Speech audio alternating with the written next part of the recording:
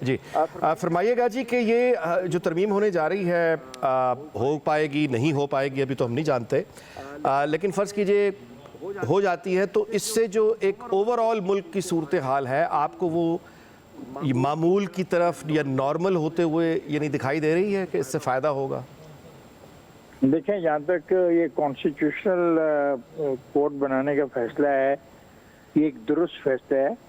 बहुत पहले बना लेना चाहिए था। नाअहली है पीपल्स पार्टी की और पाकिस्तान मुस्लिम लीग नवाज की कि वादा करने के बावजूद इस पर अमल नहीं किया। अगर इनके पास अब वोट हो जाते हैं तो इनको ये कोर्ट बना लेनी चाहिए। असल मसला ये है, असल मसला और कुछ भी नहीं है। जो वाक़ियों है सारी कहानियाँ हैं।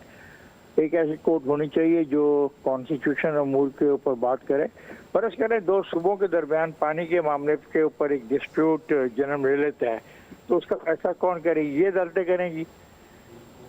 तो ये तो अदालतें आम नॉर्मल चीज़ों को हैंडल नहीं कर सकती, तो इससे ज़्यादा सेंसिटिव इश्यूज हो सकते हैं सूबों के दरमियान।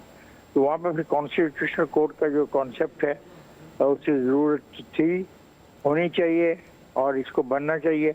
अब क्या इनके पास वोट हैं या नहीं हैं, ये एक मसला होगा। अगर वोट होंगे तो बन जाएगी कॉन्स्टिट्यूशनल कोर्ट, अगर नहीं होंगे तो पेंडिंग रह जाएगी। और बाकी जो बातें की जा रही हैं ये सब कहानियाँ हैं और अफसाने हैं। ये चाहते हैं कुछ जज हजरात कि वो इस मुल्क को चलाएं, एक और अदारा है उसकी ख्वाहिश थी वो चलाए। तो पार्लियामेंट तो फिर घर जाए ना। अगर इन लोगों ने अफराद ने कोई 10-12 वो होते हैं, कोई 21 के करीब ये हो गए हैं, 17 के करीब ये हैं, और इनके सूबों में जो हैं वो चाहते हैं कि गवर्नमेंट को चलाएं, तो फिर कि गवर्नमेंट ऐसे नहीं चल सकती। कोई गवर्नमेंट भी ऐसे नहीं चल सकती। तो ये जी जो बेस्ट है ये बेस्ट बेमानी है। अच्छा इफ्तिखार साहब बड़ा अच्छा पॉइंट रेज किया कि एकदम इनको कैसे ख्याल आ गया कि वो जो मुख्तलिफ नशिस्तें हैं उनका 4 लफ्जों का फैसला आज ही करना है, जबकि उनको पता था कि एक बड़ी अहम डिबेट जन्म ले रही है। तो इससे इनकी माफ़ कीजिएगा मेरी इस बात को नीयतों का भी पता लग जाता है। और उस मामले में किसी को इतला ही नहीं की, उसको अपना अनाउंस नहीं किया गया कि कब जजमेंट आएगी। उसमें एक और बड़ी अजीब बात है, आज़ाद उम्मीदवारों के बारे में आए हैं पाकिस्तान ये कहता है कि वो सर्टन डेट के अंदर with in the 3 days they will join a political party. इन्होंने उसको 3 से बढ़ा के 10 दिन कर दिया, हालांकि ये भी एक 15 वर्किंग डेज जी अनकॉन्स्टिट्यूशनल है। फिर 63A में जो ये एक्सपोज हुए, एक जगह 63A में लोगों को वोट डालने का हक दे दिया गया, और जब एक जगह फिर दोबारा 63A के बाद वोट डाले लोगों ने तो उनके वोटों को भी तस्लीम नहीं किया गया और उनको कहा गया कि भी नहीं रहे।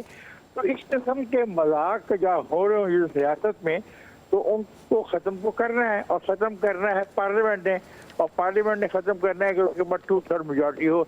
ये है सारी कहानी। अगर कोई और सवाल है तो मैं हाजिर। जी ये कॉन्स्टिट्यूशनल कोर्ट आपने कहा कि बहुत अच्छा एक कदम होगा। आज बरतानिया में एक वकील प्रैक्टिस करते हैं, मैंने उनसे ये सवाल किया तो उनकी मैं आपको राय बता देता हूँ, फिर उस पर मैं आपका रद्द-ए-अमल के लिए मैं दरख्वास्त करूँगा। वो ये है कि उन्होंने कहा कि कॉन्स्टिट्यूशनल कोर्ट बना लीजिए, 1 बना लीजिए, 100 बना लीजिए। असल मामला ये है कि अगर जजेस कंट्रोवर्शियल हैं, वो आज के बाद किसी के लिए कंट्रोवर्शियल हैं, आने वाले जजेस किसी और के लिए कंट्रोवर्शियल होंगे, वो कॉन्स्टिट्यूशनल कोर्ट में बैठें, वो नॉर्मल कोर्ट में बैठें, तो इसका हल क्या होगा? नहीं, देखो इस पे मैं इत्तेफाक नहीं करता। दुनिया में कॉन्स्टिट्यूशनल कोर्ट्स हैं। बाकी जजों की तैनाती ठीक है, जज की तैनाती को जो तरीकाकार 18वीं तरमीम में तय किया गया था वो दुरुस्त था, और ये खौफजदा हो गए अपना हुक्मरान और अपना ये जो सियासतदान है, उन्होंने इफ्तिखार चौधरी की जो दबाव था उसके तहत जो असूल तय हुआ था उस असूल से भाग गए और उनको रियायत दे दी। बल्कि मैं तो ये कहता हूँ कि इनका जो तरीकाकार है उसको वापस लाने की जो ये कोशिश की जा रही है ये सही है। आखिरकार वो भी तो किसी को जवाबदेह हो। ये तो नहीं कि एक चैम्बर का जो जज है वो कई साल तक चलता रहे और आपके बाप बेटे बहन भाई चलते रहें और वो आते रहे।